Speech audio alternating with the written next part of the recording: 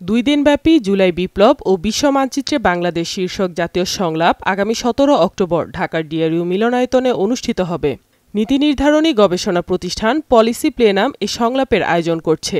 সেমিনারে প্রথম দিন শিক্ষা, গবেষণা ও মানব সম্পদ উন্নয়ন বিষয়ে ও বিকেলে সুশাসন, গণতন্ত্র ও আইনের শাসন বিষয়ে সংলাপ অনুষ্ঠিত হবে।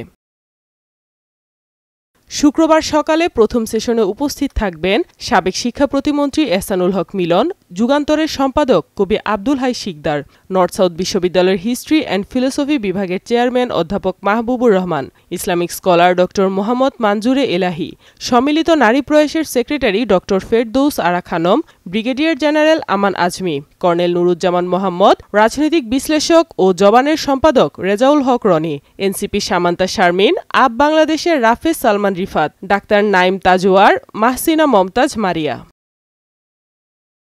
শুক্রবার বিকেলে দ্বিতীয় সেশনে উপস্থিত থাকবেন রাষ্ট্রবিজ্ঞানী প্রফেসর দিলারা চৌধুরী, বাংলাদেশ জামায়াতে ইসলামীর হামিদুর রহমান আজাদ, নাগরিক ঐক্যের আহ্বায়ক মাহমুদুর রহমান মান্না, বাংলাদেশ ফেডারেল সাংবাদিক ইউনিয়নের মহাসচিব কাদের গনি চৌধুরী, এবি পার্টির ব্যারিস্টার আসাদুজ্জামান ফুয়াদ, গণসংহতি আন্দোলনের প্রধান সমন্বয়কারী Junaid Psaki, advocate Abu Hena Razzaqi, NCP senior যুগ্ম আহ্বায়ক আরিফুল ইসলাম আদিব, কর্নেল মোহাম্মদ জাকারিয়া হোসেন, ব্যারিস্টার মোহাম্মদ মাজহারুল ইসলাম।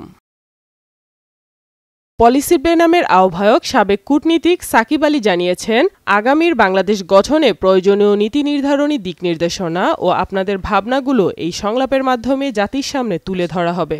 সংলাপের মিডিয়া পার্টনার হিসেবে থাকছে দৈনিক নয়াদিগন্ত।